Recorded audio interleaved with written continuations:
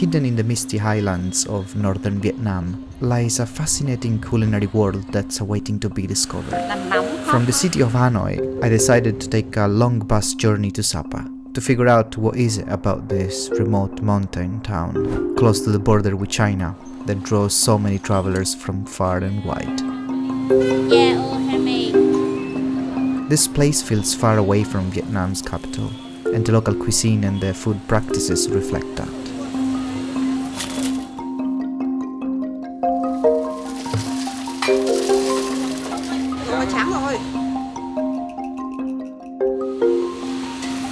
So here in Sapa we haven't even checked into our hotel, but we are ready to try some local snacks. Pho Mai, and it's some kind of biscuit or pastry with mozzarella inside.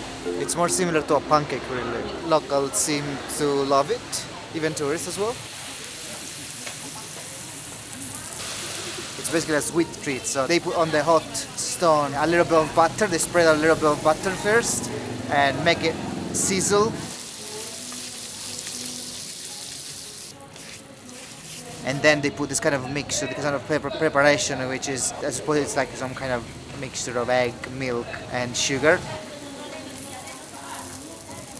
Then they go with some kind of processed cheese, like which is, I suppose it looks like supposed to look like a mozzarella or something. And while I watch the entire process, my friends are being entertained by local people, which is really nice to see. Local people, seeing tourists are always interested. That actually there are a couple of tourist guides who keep following us. Yes, we have a lot of things. We have a lot of store and little bullet handmade. Yeah, all handmade. We have little needle to silk. Let's try the snack. They have the coin inside. It's a really nice snack, I suppose, to enjoy with this kind of weather.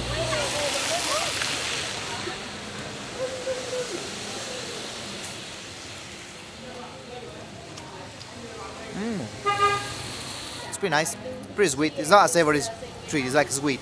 And it's probably best enjoyed with a cup of hot chocolate like Keenan just did. So that was a nice treat to have, especially because we have been on the bus for almost 5 hours. We're gonna go to and check in into the hotel, and then we'll come out, and I'm not really sure what we're gonna eat later on, probably some meat. Sapa is a city that's very well known for a barbecue street, apparently, where they barbecue all sorts of veggies and different meats. We're gonna figure out what the day has got for us in terms of food, because that's what we do in this channel.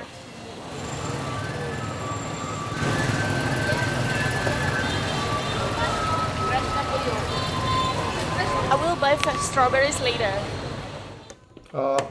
Can someone hop in? And we just checked into our hotel. And you cannot see much because there's a lot of fog today. So the hotel is on kind of a hill, so in order to go down to the main area, the center of the town, where there are all the kind of restaurant, the street food activity, we kind of need to go down some stairs, and it's very misty and foggy and not ideal, but it's a cool atmosphere and kind of stimulate your hunger. And Let's go.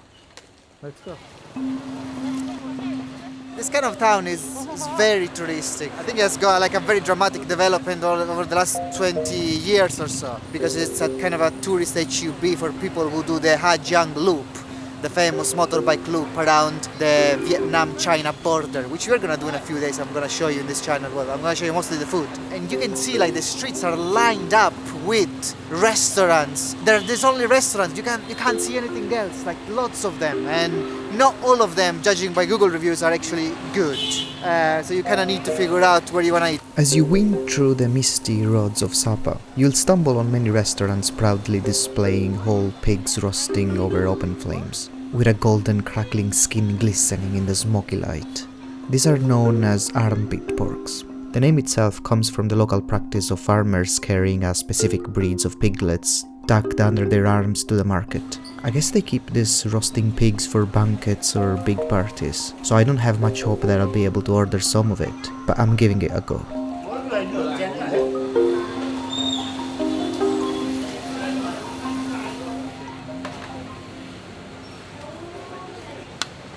Thank you.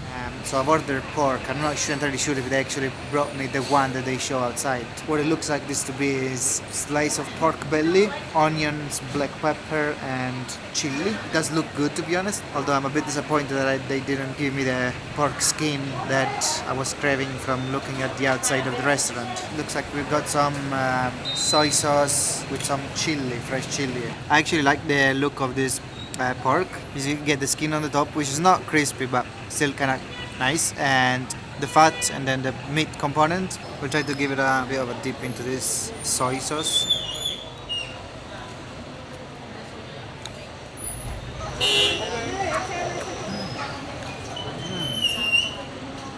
It's pretty hot and it's very peppery, very peppery and spicy. I don't know. It kind of tastes like stir-fried salt and pepper pork. The pork has got like a good texture, like chewy in the center, and goes well with the onions and the chili. In this table we also got some tofu in tomato and bean sauce, and some egg fried rice. The sauce is on. Sauce good, huh? Yeah, I think I should have probably ordered some rice with this, but I think it's really important that you correct this kind of fatty pork with a little bit of soy sauce, and I like to soak it very well into the soy sauce, otherwise it's too fatty for me. But the soy sauce gives it a little bit of acidity. I think there is actually vinegar inside as well. Yeah, I think you really need a little bit of rice to accompany this thing.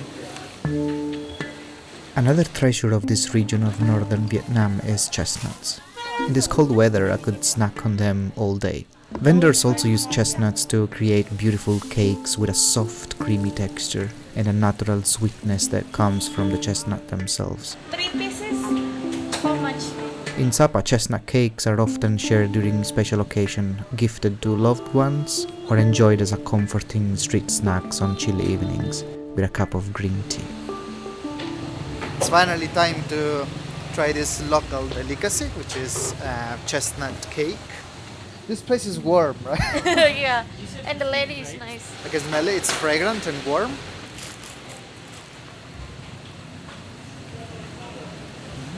Pretty nice. It's not that sweet. And inside you've got this kind of green stuff. I wonder if it must be like some kind of chestnut paste. What I like about this thing is that, well, first of all, it's hot and fresh. This guy is basically making them in front of us. There's some sesame seed on the top, and it's not too sweet, which is really nice.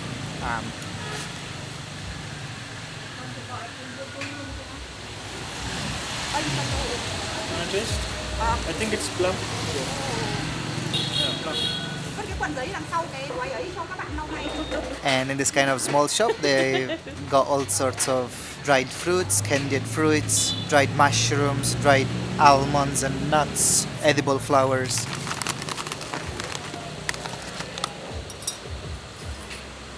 And they would also prepare for you some hot tea.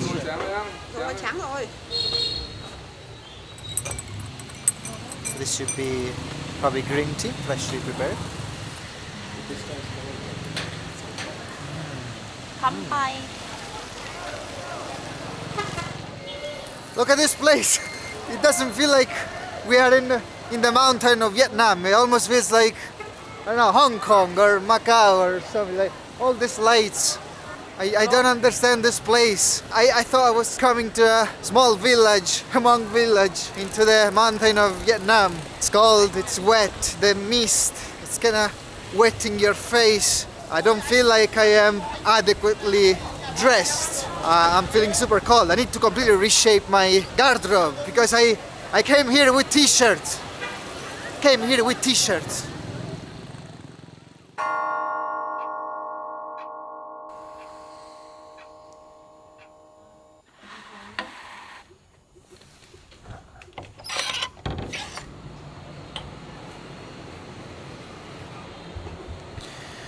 Good morning. So the weather is not giving us any luck. It's very wet and misty.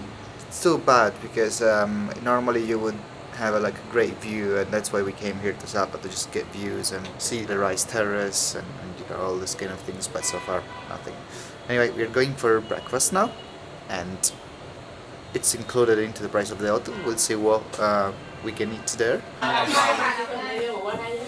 Breakfast is ready. It's mostly a selection of fruits, and we've got some watermelon, dragon fruit, pieces of guava, slices of guava fruit. We can also order like a mix of warm dishes such as pho, omelette, or banh mi. I don't very frequently have dragon fruit.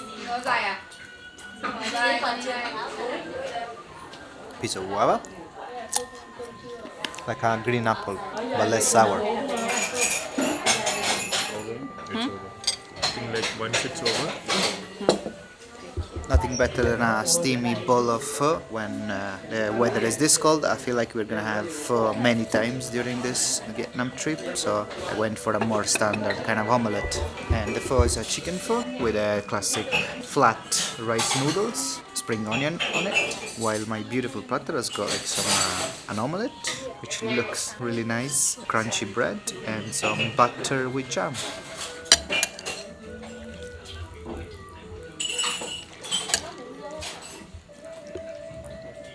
We'll probably begin by spreading some of this jam and butter into the toast. I would say I'm not the best person at spreading butter into a toast. I feel pretty awkward. It's just not easy when the butter is like cold and stuff. But I ordered an omelette. Sorry. Throwing an egg in the pho. Why not? And we'll try a piece of this omelette. Nice, will probably be even better with a little bit of black pepper. I like to be very generous with the black pepper. We'll maybe actually add a little bit of spicy sauce. I think that's some kind of spicy ketchup, but it's not really that spicy. But the black pepper in this is nice. It's clearing up, isn't it? Yeah, it's beautiful. Seems like some of the mist is clearing up, so maybe, just maybe, we're gonna have a good day today. We're pretty excited.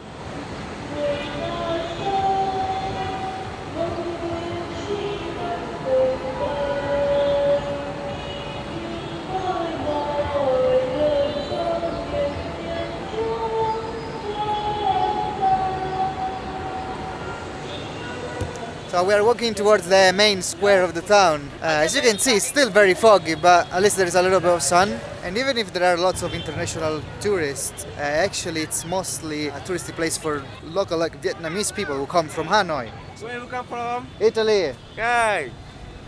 Hello. And close to the square, we've got the famous Sapa station, which is on the ground floor. It's actually a place where you can buy the tickets to go to the Fancy Pan Mountain, like the tallest peak in Southeast Asia. And it's mostly nowadays like a mall on the first floor. A very picturesque town center, I have to say, like with all this kind of yellow building, the line of restaurants, the mist coming between the building, and lots of people are just enjoying the town. Like I was not expecting to come to this place such high up in the mountain of North Vietnam, very close to the China border, and find such like a lively atmosphere.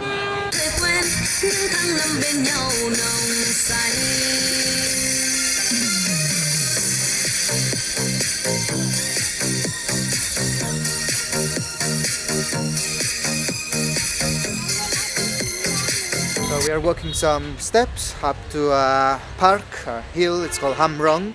Apparently it's like a hill overlooking the town of Sapa, and hopefully this kind of short walk will build up a little bit of the hunger in anticipation for lunch. Oh, okay, so this is buffalo, yeah? Oh, smoked buffalo, yeah, dried buffalo.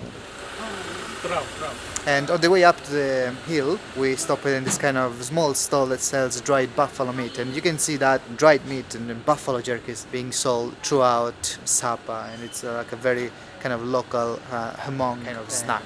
It's similar to your beef jerky, but obviously it's buffalo, which sounds very enticing.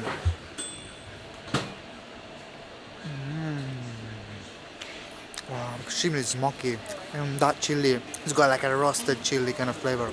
Communication is a bit difficult, but we are buying 2 like long strings of this buffalo dry meat, and we'll have it with the chili sauce after she was kindly let us try it, and yeah, it's amazing, so we're definitely buying that. the piece of dried meat are kind of brushed in some kind of sauce, which I didn't really distinguish what it is. Then put it into the microwave just to warm them up a little bit, and then they are hammered really strongly to kind of tenderize them a little bit. And then she kind of divide them into strings, into slices, and they are pretty hot. I think she's kind of burning her hands, but... Hotty. Yeah. So it's time to bring one of the strings and dip into this amazing sauce.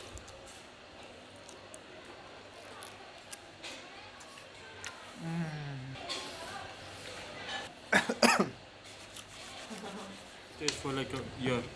Thank you. Come on. Thank you. This kind of sauce is magic. It's roasted chili and it's strong black pepper flavor. Super spicy. Need to dip it carefully. And the meat is kind of stringy. If you separate a smaller string, it's actually much easier to chew. Wait. You have this in Indonesia? No, Yeah, right? but not like this. If you actually take a closer look to the meat, you can see how spiced that has that been. There are black pepper seeds and chili seeds on top, and it's a really nice snack into this cold weather. It's gonna be chewy, but with every chew, all the flavor kind of releases. The flavor of preserved meat.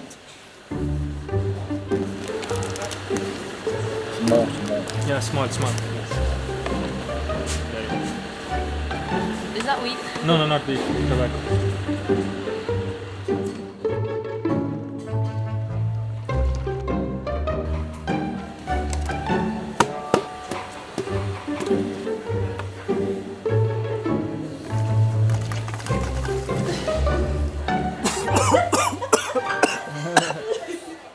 After the dry meat, the other local tradition is to smoke a little bit of whatever thing is in there. So after that dried buffalo meat feast, we continue up, and as you go up, all the streets are lined with restaurants. Like food seems to be like a big source of economy in this area of Vietnam. This one is 300 in buffalo. This one? Yeah. Also buffalo. Yeah. Half kilo. A half kilo, 300? Yeah. 800 and 1 kilo.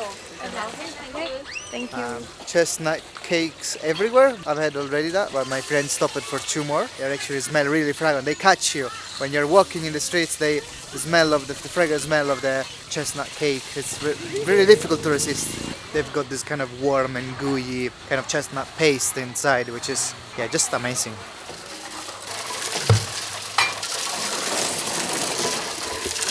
The warm aroma of roasted chestnut.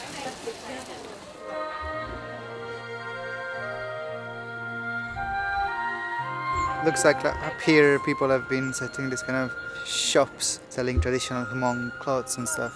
There's a big garden, there are different plants. It's warm actually because there's sun, but you get a nice breeze. Wow, and from here actually you get this nice kind of walk from where you can see the whole town of Sapa, and it's including the Sapa station, and it's really beautiful. You can even see the main square from here, the square that we were in this morning.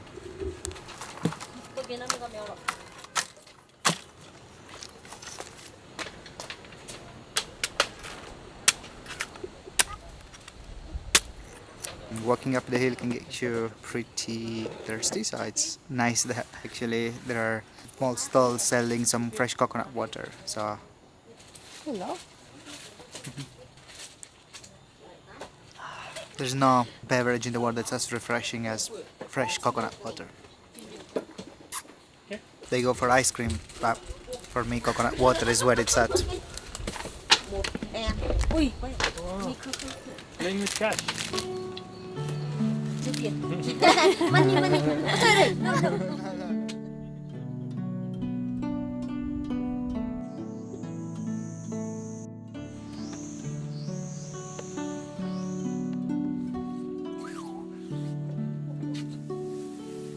Alright, okay guys.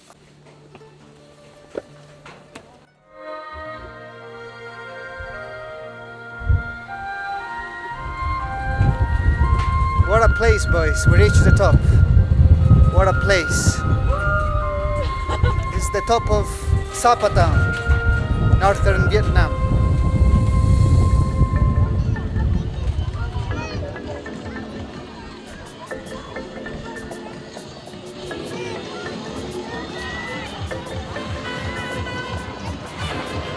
A bit unexpectedly, another staple food of Sapa are salmons and sturgeons. This fish, not native to Vietnam, is easily grown in large aquaculture farms thanks to the climate and clean mountain streams, which is reminiscent of their original habitats in colder climes. Local restaurants showcase their prized salmon and sturgeons in large water tubs, displayed proudly outside. Yeah. Well, it's finally lunchtime and we are sitting down in this salmon specialized restaurant. It's cool that we can just sit down in this kind of Japanese style of dining. So we got some salmon sashimi, then we got a beautiful salmon porridge, and I think I'm gonna start with the sashimi just because it looks good and fresh, like they're thin slice.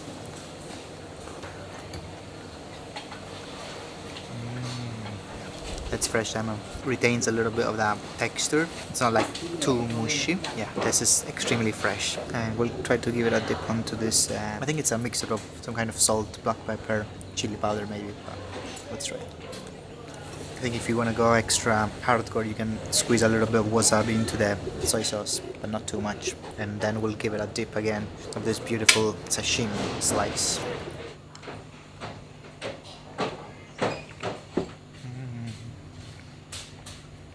The wasabi is hitting, numbing the lips, going up to your head. I want to try the porridge next. Salmon porridge. I mean, I'm not usually a big fan of porridge in general, but Put that. Put here.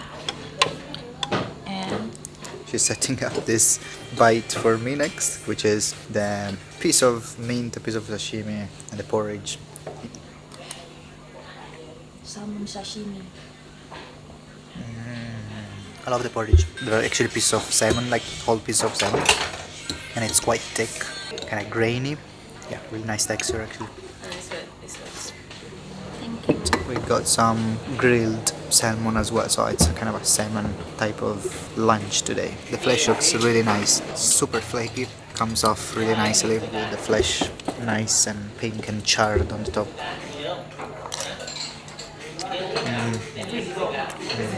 A really nice and smoky flavor. You can taste the flavor of the grill.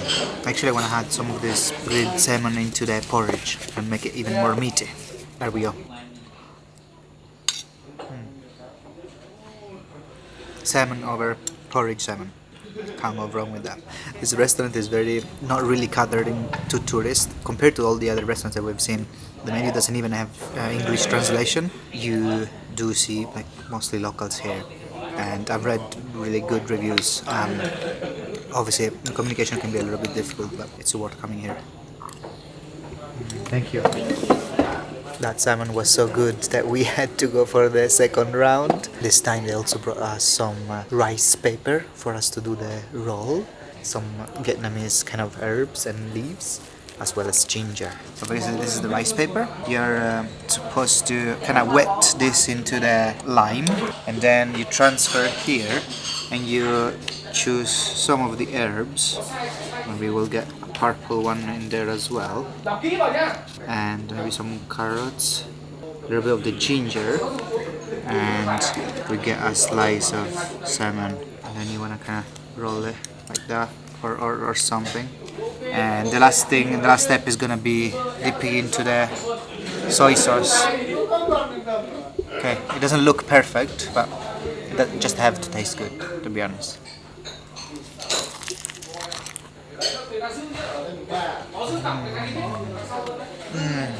Oh, the combination of the salmon and this green leaf and the ginger comes in there. I think the next one we're gonna go for the pineapple. And there we go again, like the rice paper, just the sides, the corners are supposed to be dipped into the lime. In this one I'm gonna put 2 slices of pineapple. Put your carrots, put your ginger, and constructing this beautiful roll is in itself a fun thing to do.